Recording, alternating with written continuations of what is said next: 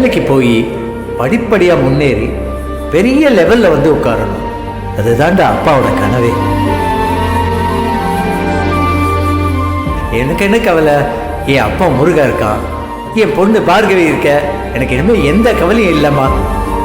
சந்தோஷமா இருக்கேன். ஆமா, இந்த சந்தோஷத்தோடைய ஒரு கப் சூடா காஃபி குடிச்சா? அதுக்கு என்ன, வாங்க போட்டு தரேன். நிஜமாவா? குடிச்சிருவோம் வா. எங்க அப்பாவுக்கு காஃபினா ரொம்ப பிடிக்கும் சார். எனக்கு அப்புறம் எங்க அப்பாவுக்கு பிடிச்சது காஃபி, நல்ல மியூசிக், அமைதியான வாழ்க்கை. இப்போ எங்க அப்பா இல்லாம கஷ்டமா இருக்கு சார். நான் சொல்றத புரிஞ்சுக்கிற நிலைமையில இப்ப நீ இருப்பேன் நம்புறேன். ஆனா ஒண்ணு மட்டும் நிச்சயம், உனக்காக யோசிக்க உன் கூட நிக்கிறதுக்கு நாங்க எல்லாருமே இருக்கோம். புரிஞ்சுக்கிற? உங்க அப்பாவோட சாவுக்கு ஒரு நியாயம் கிடைக்கணும்னா நாம இந்த கேஸை நடத்தியே ஆகணும். அதை தவிர நமக்கு வேற வழியே கிடையாது. அந்த வீட்டில் இருக்கிற பெண்கள் தங்களுடைய பர்சனல் லைஃப் காலியானா கூட பரவாயில்லன்னு தைரியமா உனக்கு நீதி கிடைக்கணும்னு சொல்லி உன் கூடவே நிற்கிறாங்க. சரி, ஈஸ்வரி கூட தர்ஷனுடைய அம்மா அதனால செய்கிறாங்கன்னு வச்சுக்கலாம்.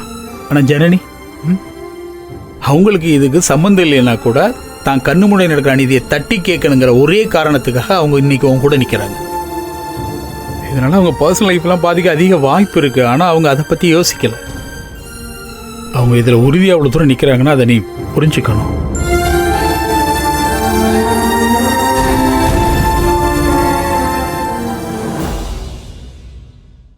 பார்கவி, பேசு.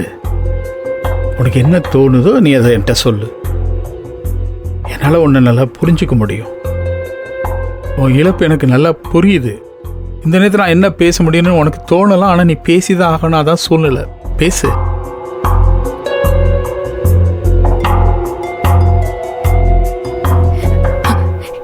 எனக்கு எதுவும் பிடிக்கல சார். சட்டம், போலீஸ், கேஸ், கோர்ட், இது எது மேலேயும் எனக்கு நம்பிக்கை இல்லை.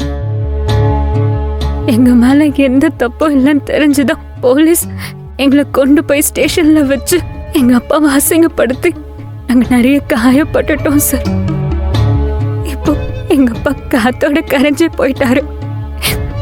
இதுக்கு மேலேயும் எங்களுக்கு என்ன நியாயம் கிடைக்கும்? அந்த வீட்டுல லேடிஸ் எல்லாம் எனக்காக நிக்கிறாங்கன்னு சொன்னீங்கல்ல, இல்ல சார், அப்படி இல்லை. அவங்க ஒன்றும் எனக்காக நிக்கல, குற்ற உணர்ச்சியில நிக்கிறாங்க. அவங்க சொன்ன வார்த்தையை நம்பி தானே நம்ம அங்க போனோம். அங்க போய் இப்படி ஆயிடுச்சேன்னு கில்ட்டில தான் இப்படிலாம் யோசிக்கிறாங்க. எங்க அப்பா அவ்வளவு தூரம் சொன்னாரு சார். வேணாம் வேணாம் வேணான்னு 3 தடவை காரை விட்டு இறங்கி போனாரு. போன மனுஷனை பிடிச்சி இழுத்து கூட்டிட்டு வந்து இருந்து மொத்தமா இழந்துட்டேன் சார். அந்த வீட்டுல இருக்க யாரையும் எனக்கு பார்க்க பிடிக்கல. அவங்கள மட்டும் இல்ல, எனக்கு மனுஷங்களையும் பார்க்க பிடிக்கல. என்னை விட்டுருங்க சார் ப்ளீஸ். நீங்களாச்சும் என்ன புரிஞ்சுக்கோங்க. எங்க அப்பா நான் நல்லா இருக்கணும்னு நினைச்சாரு. ஆனா அது நடக்குமான்னு தெரியல. ஆனா இனி தயவு செஞ்சு அந்த ஃபேமிலியோட சம்பந்தம் எனக்கு வேண்டாம் சார். நான் எங்கேயும் வரல. ப்ளீஸ் நீங்களாவது என்ன புரிஞ்சுக்கோங்க.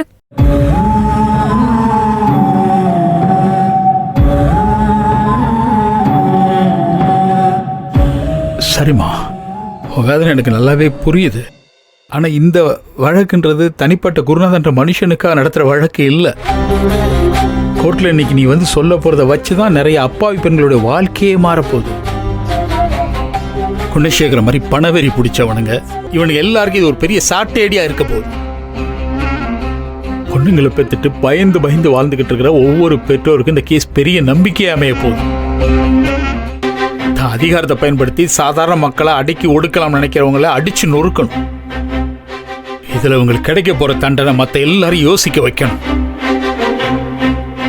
சாதாரண மக்களை கிள்ளிக்கிறியா நினைக்கிறவங்கலாம் அந்த குணசேகரனுக்கும் தம்பிகளுக்கும் கிடைக்க போற தண்டனையை பார்த்து நடுங்கணும்.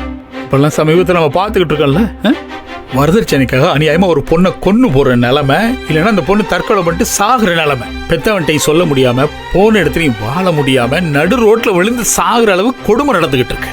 காரணம் என்ன தெரியுமா? தைரியமா வெளியே வந்து நின்று வழக்கு நடத்தி இந்த சமூகத்துக்கு எதிராக துணிஞ்சு போராடி ஜெயிக்கணுங்கிற எண்ணம் இல்லாமல் பயந்து விளையிடுறான். இப்படி ஒதுங்கி போனால் இந்த கொடுமைகள் தொடரும். இதை பார்க்கவி, நீ இழக்கிறதுக்கு எதுவுமே இல்லை. நீ இழந்தாச்சு. இனிமேல் பெறுவதற்காக போராடு. அது ரொம்ப முக்கியம்.